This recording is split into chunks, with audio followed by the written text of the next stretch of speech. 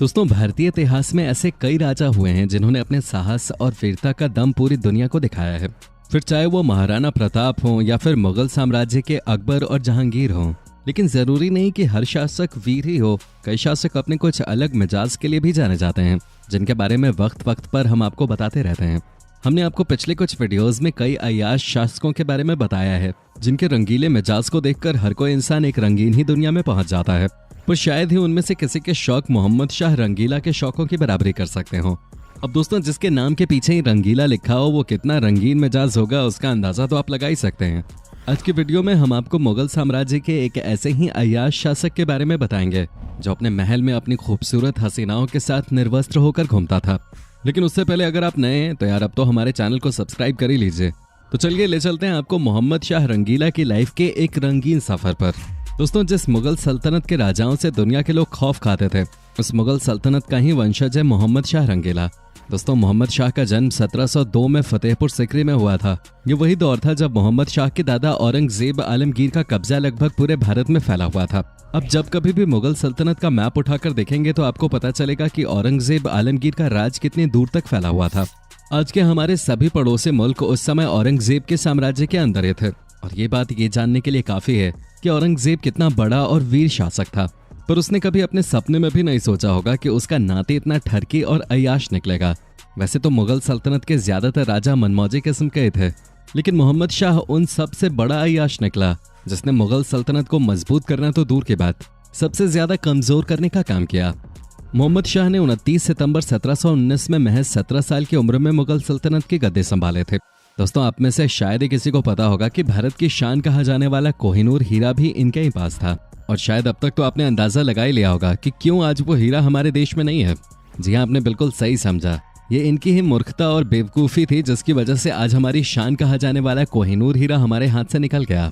मोहम्मद शाह के जन्म के वक्त औरंगजेब आलमगीर ने हिंदुस्तान में एक खास किस्म का कट्टर इस्लाम लागू कर दिया था और उसका सबसे पहला निशाना वो कलाकार बने जिनके बारे में कहा जाता था कि वो इस्लामी उसूलों का पालन नहीं करते। औरंगजेब के दौर में संगीतकारों की रोजी रोटी बंद हो गए थे। और वहीं दूसरी ओर मोहम्मद शाह ने न सिर्फ ये सभी नियम तोड़े, बल्कि उसके दादा के बनाए गए किसी भी नियम का उसने खुद भी पालन नहीं किया। और अब बात नियमों की आ ही गई है तो हम आपको मोहम्मद शाह के नियमों से जुड़ी कुछ ऐसे दिलचस्प बात बताना चाहते हैं जिन्हें सुनने के बाद आपको भी अपने कानों पर एक समय के लिए विश्वास नहीं होगा। मोहम्मद शाह जितना ज्यादा अय्याश था वो उससे कहीं ज्यादा सरफिरा और उल्टे दिमाग का भी था। जी हाँ दोस्तों, मोहम्मद शाह सिर्फ अपने मजे और मस्ती के लिए हर दिन अपने महल में नए नए कानून बनवाता और फिर उन्हें खुद ही तोड़ देता। और अगर कोई शख्स उसके इन अजीबोगरीब कानूनों को मानने से इनकार करता तो वो उन्हें एक झटके में काल कोठरी में डलवा देता। मोहम्मद शाह की जब इच्छा करती तो वो अपने महल से किसी को भी निकाल देता और जब इच्छा होती तब किसी भी सड़क पे चलते आदमी को अपना वजीर बना लेता।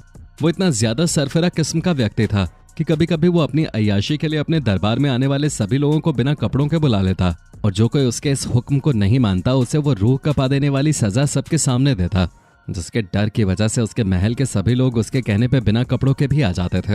वो अपनी महल में घुसने के साथ ही अपनी कुछ दासियों के साथ मस्ती करना शुरू कर देता था और वो जितने भी फैसले लेता था वो सभी वो अपनी दासियों की गोद में बैठे बैठे लेता था। पर इससे भी ज्यादा हद तो तब हो जाती थी जब वो सिर्फ अपने मनोरंजन के लिए महल के सभी पुरुषों को औरतों के कपड़े और पैरों में घुंघरू पहन के आने के लिए कहता था और उसके इस अजीब और पागलपन वाले फैसले को सभी को मानना भी पड़ता था। दोस्तों, अय्याशों का सबसे बड़ा शौक अय्याशी के बाद शराब को ही माना जाता है और इस शौक से ये भी नहीं बच सका था। मोहम्मद शाह एक बहुत बड़ा शराबी था और वो अपने महल में ज्यादातर शराब के नशे में ही रहता था।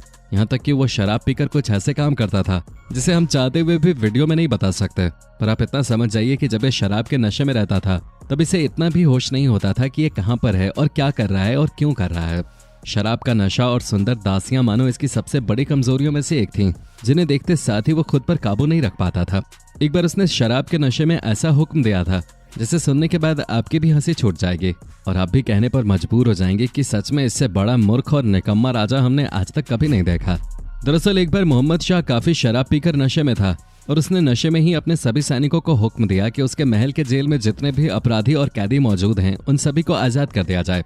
सैनिकों ने उसको समझाने की कोशिश भी की पर वो शराब के नशे में किसी की सुनने को तैयार ही नहीं था। इसलिए सैनिकों ने सभी कैदियों को न चाहते हुए भी छोड़ दिया और जब मोहम्मद शाह को होश आया तो उसने फिर से सभी कैदियों को वापस पकड़ने का हुक्म दे दिया और जब उसे कैदी नहीं मिले तो उसने किसी भी सड़क पे चलते इंसान को पकड़ के जेल में डालना शुरू कर दिया। अब आप ही बताइए कि आपने इससे बड़ा बुद्धिमान व्यक्ति अपने जीवन में देखा है क्या? दोस्तों, इसके अय्याशी और रईसी के किस्से यहीं खत्म नहीं होते। बादशाह को एक और चीज का बहुत शौक था।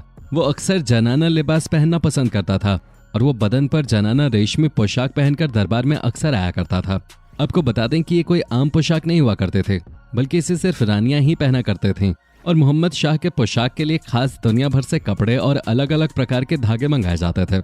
सिर्फ कपड़े ही नहीं, उसके जूते भी बहुत खास हुआ करते थे। उसके जूते मोतियों से जड़े हुए रहते थे, जिनकी कीमत आज के जमाने में न जाने कितनी होगी।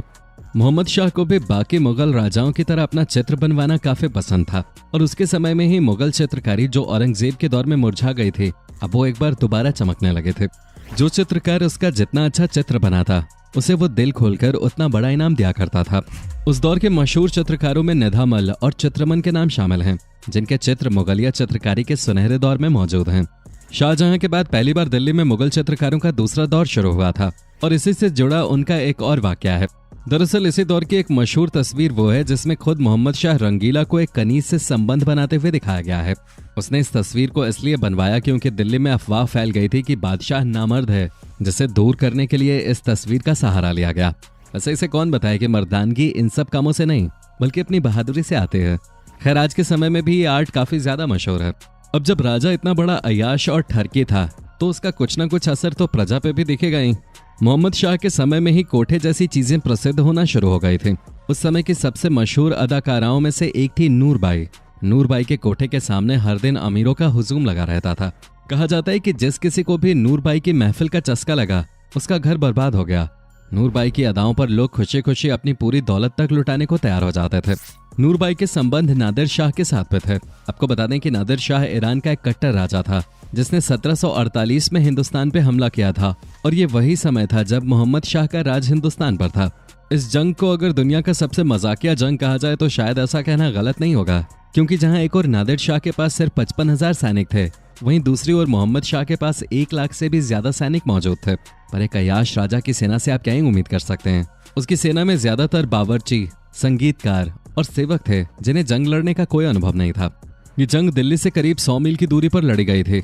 जब इन दोनों के बीच युद्ध हुआ तो इतना खतरनाक था कि नादिर शाह ने मोहम्मद शाह की सेना को सिर्फ 3 घंटों में ही हरा दिया, क्योंकि मोहम्मद शाह अपनी सारी तोपों को दिल्ली में ही भूल आया था और इस बेवकूफी का नादिर शाह ने अच्छे से फायदा उठाया।